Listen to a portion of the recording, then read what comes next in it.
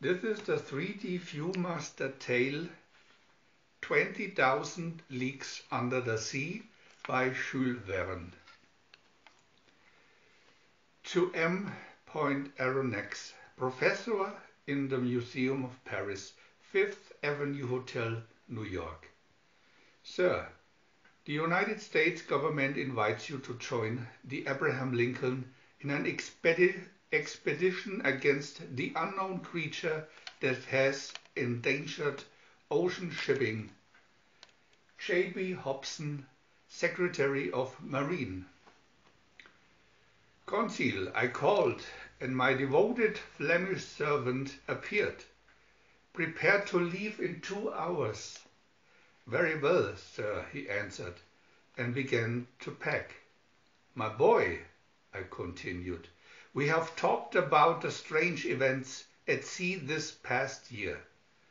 You remember the steamer Governor Higginson first encountered this mystery. What appeared to be an uncharted sandbank of the east coast of Australia suddenly shot up 2 columns of water 150 feet high, then vanished. The same phenomenon was seen 3 days later, 700 leagues away, indicating an unbelievable rate of speed. It has since been cited periodically, but has not yet been identified. The papers have been full of stories about great whales and squids whose tentacles were large enough to encircle a 500-ton ship. Some even claimed that it might be a machine. Your newspaper story settled that, boasted Conceal. Well, not altogether. I protested modestly. When the Cunard steamer Scotia was pierced through an inch of steel, I merely stated that I thought it might be a gigantic narwhal or sea unicorn. Conceal, I went on, the United States' fastest frigate, the Abraham Lincoln, is sailing to rid the seas of this unicorn, and we are joining the ship's company. As you think proper, sir, Conceal replied coolly. Not 15 minutes after Commander Farragut welcomed us aboard ship and showed us to our cabin aft, we upped anchor and headed for the North Pacific, where the unicorn had last been sighted. The ship was well armed for this expedition. Harpoons, guns for shooting, barbed arrows, cannon for explosive shot, and the latest in breech-loading guns with a range of 10 miles. In addition, she had on board the Prince of Harpooners, the Canadian Ned Land, who thoroughly disagreed with my theory of the sea unicorn. I followed hundreds of whales and harpooned my share of narwhals. But however well armed they were, not one could have even scratched the skin of an iron-plated ship, he insisted. No such animal exists, but if it does not exist, my obstinate harpooner, I pointed out, how do you explain what happened to the Scotia? VIEW-MASTER Reel 1. Picture 1. We were soon to know, for some 200 miles east of Japan, Ned Land called from the high rigging. Look out there, on the weather beam, the sea monster. Everyone crowded to the rail to peer through the gathering dusk at an oval of light shining in the black waters. As we approached silently, Commander Farragut ordered, Ned, post yourself under the bowsprit. We'll try for a harpoon cast. Closer and closer we came to the sleeping monster, but we could see no better as night closed in. As we were almost on it, Ned Land cast the harpoon at the dark shape with all his might. It hit with a dull ring. Then everything happened at once. Two great columns of water shot into the air, and the frigate gave a fearful lurch, throwing me out into the darkness. I hit the water and sank. A strong hand seized me and then drew me to the surface. It was Conseil. Gasping, I cried, "Were you also thrown overboard?" "No," he replied, "but being in my master's service, I followed him." As we swam in the darkness, crying out for help, we heard an answer. A moment later, Ned Land was alongside in a small boat he had found when he had been toppled from his post. Of our ship there was no sign. After a long night, the sun rose on the ocean, empty except for, there, not 100 yards off, the sea monster. "My harpoon!" cried Ned. "It is still in the beast. Perhaps I killed it." We scrambled onto its hard flanks, and the truth hit us all at once. "It's a man-made thing," I shouted in amazement. "A tremendous submarine with motive power of a magnitude undreamed of by mortal man." Picture 2. The sound of my voice must have penetrated the iron hull, for almost immediately a silent crew of unknown nationality swarmed on deck, overpowered the three of us, and led us below. Picture 3. Guided through narrow passageways to the waist of the ship, we were rudely thrust into a spacious saloon. A tall, dark man with deep burning eyes addressed us. "I am Captain Nemo. You are my prisoners of war." "But sir," I protested, "we are not at war." "Did not your frigate attack me? However, my war with the continents of the world is many years old. Little do I care who rules on land. I rule the sea, because you have stumbled upon the secret of my existence. I am forced to hold you prisoners for life." Picture 4. "You will not regret your life aboard the Nautilus," Captain Nemo went on. "You will live in the sea, on land, and even on the surface of the sea.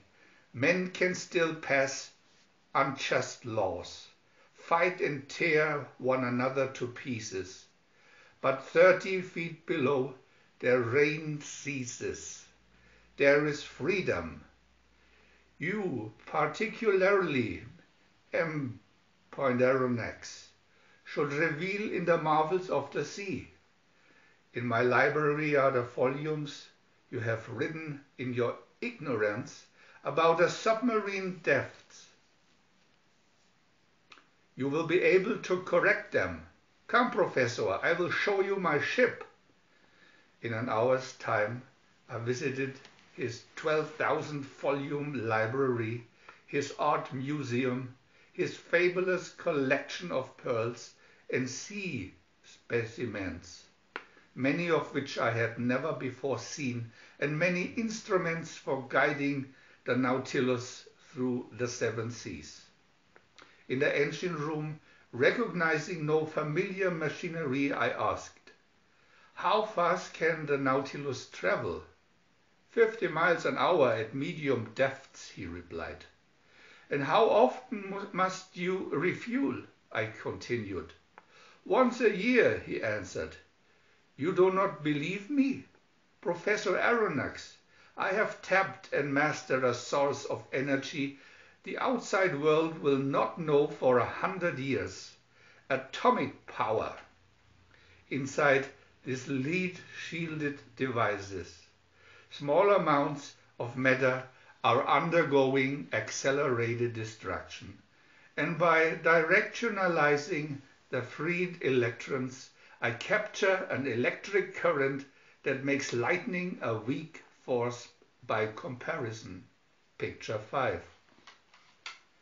Ned Land fretted constantly under the restraint, but Conseil and I enjoyed the opportunity to observe marine life in its own element.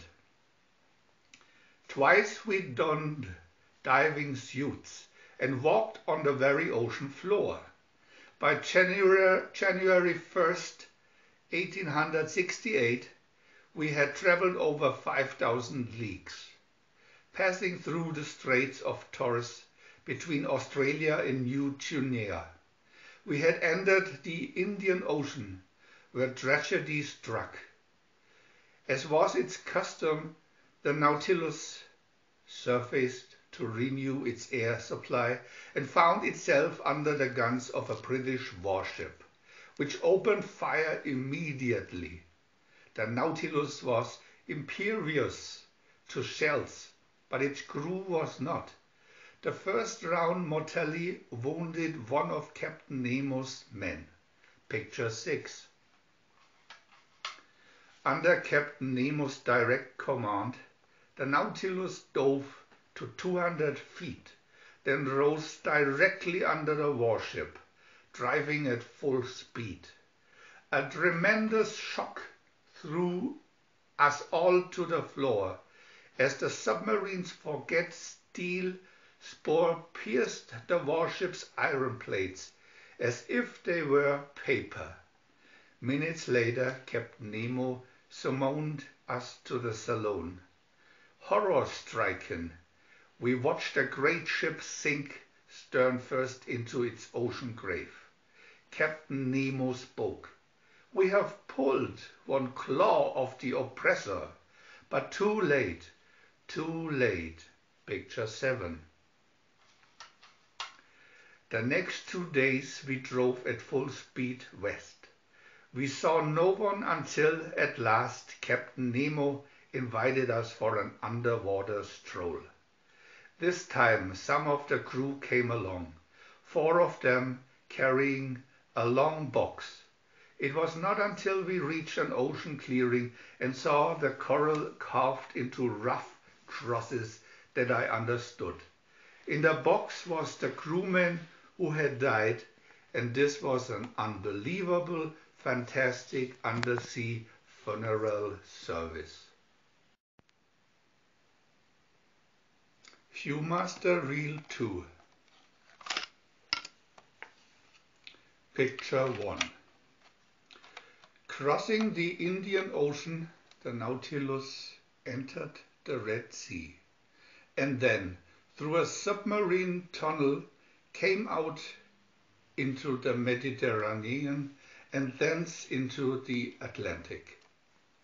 Further adventures in the diving suits revealed some of the sources of Captain Nemo's enormous wealth. We saw secret oyster beds where perfect pearls were growing, some as large as coconuts.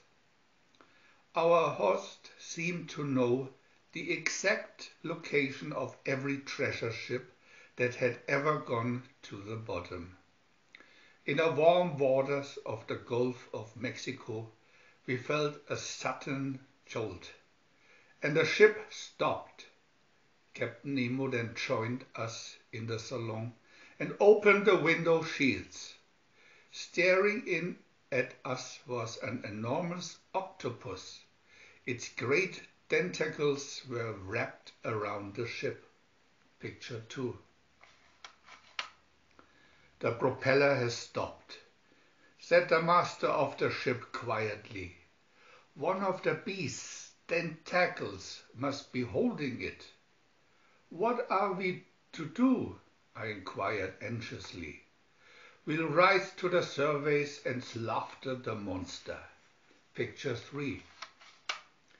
Pumping all the water from its reservoir, the Nautilus rose slowly under the weight of the giant octopus. The crew armed themselves with long knives, as did I, but Ned Land took up his harpoon and Captain Nemo wielded an axe. As soon as the hatch cover was cautiously lifted, a huge tentacle wrenched it aside and slithered in before anyone could stop it, snatching up an unlucky crewman. Picture 4. Like madmen, we clambered up the ladder and fell to cutting and hacking at the 8 squirming, writhing arms of the octopus. Ned Land stepped in close and thrust his harpoon deep into the head of the monster, but he could not escape a coiling tentacle which seized him with a crushing grip. Picture 5. Fearlessly, Captain Nemo attacked the tentacle with the axe, cutting half through it before it relaxed its grip on Ned. The octopus, set upon from every side, retreated, slipping over the side. Picture 6. The crewmen went overboard, still in the monster's clutches, and Ned Land, without a second's thought, plunged after him. With half its tentacles cut and broken, the octopus could not defend itself against the razor-sharp knife of the whaler as Ned frantically sawed and sliced through the tough sides to free the unconscious man. Picture 7. The brave Canadian had just strength enough left to gain the surface with the crewman in his arms. Many hands dragged the pair onto the still gory deck. "I owe you a debt, Master Land," said Captain Nemo. "Some day I will repay it in full." VIEW-MASTER Reel 3. Picture 1. After the terrible battle with the octopus, the Nautilus sailed directly south and, penetrating the Antarctic Circle, dove under the ice fields. Encountering land in every direction confirmed the theory that a continent covered the South Pole. Turning north into the Pacific, completing our circumnavigation of the world under the sea, the ship came upon a great fleet of warships of every nation that seemed to be waiting for it. For the first time I saw the usually impassive Captain Worried. An hour later, as I watched from the saloon windows, we glided into an underwater tunnel in the rocks, which we followed for over 3 miles. Picture 2. Upon surfacing and coming on deck, I saw that we were in the crater lake of an immense volcano, whose walls towered above us. Captain Nemo, appearing, waved his hand toward the buildings on the shore. "Here is the home base of the Nautilus," he announced quietly. "Deep in the heart of this volcanic isle is a large deposit of a rare metal, uranium, which makes atomic power possible. The people of the base are not fellow countrymen and patriots like my crew who live with me under the sea. They are hired on a 5-year contract and brought here secretly in the Nautilus, never knowing the location of the island base." Picture 3. We took the small boat to shore and, while Conseil and Ned Land visited the open-tier uranium mine, I accompanied Captain Nemo to his atomic research laboratories. You see, Aronnax, he explained, the outside world, which is still torn by the furies of senseless wars, is not ready for atomic power, lest it destroy itself. For that reason, although I have many capable scientists working for me, each works on just one little part, and none dreams that I obtain unlimited power by actually destroying matter. As we entered the main laboratory, a worried scientist rushed up to Captain Nemo crying, "Gottlieb and 3 others climbed over the cliffs and escaped in a boat." Captain Nemo frowned. "That is why the warships are here. They must not learn our secret. Abandon the base." Picture 4. For 3 days, the Nautilus raced back and forth, ferrying the base personnel to another island. Worried about the fate of Ned, Conseil, and myself, I sought Captain Nemo. I found him in the laboratories, manipulating a great array of dials and instruments. "When do we leave, Captain?" I asked. "The others have all gone." "I have one last duty," he replied. "This automatic device will detonate the remaining atomic fuel in a few hours. The crater will collapse, burying this base and its secret forever." Throwing the last switch, he said, "Come, we leave." Picture 5. Rowing quickly out to the Nautilus, we submerged and sped through the tunnel.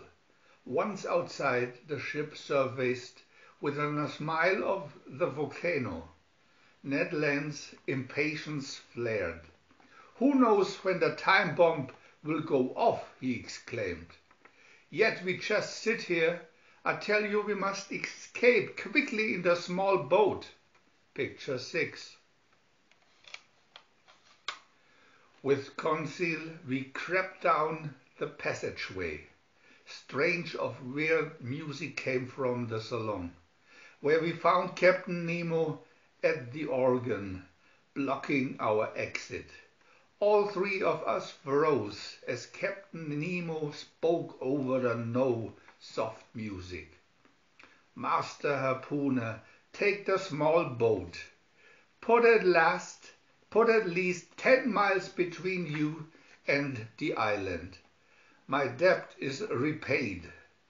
Feel free to tell your story, Aronnax, for no one will believe a word of it." Picture 7. Without delay, we scrambled into the boat and rowed away with all our strength.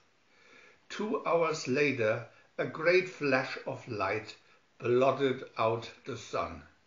Turning, we saw the whole island erupt, shooting a column of water up to 40,000 feet, where it spread into a mushroom shape. I caught a glimpse of the Nautilus stern high out of the water. Then a tremendous shock wave hit us, overturning the boat.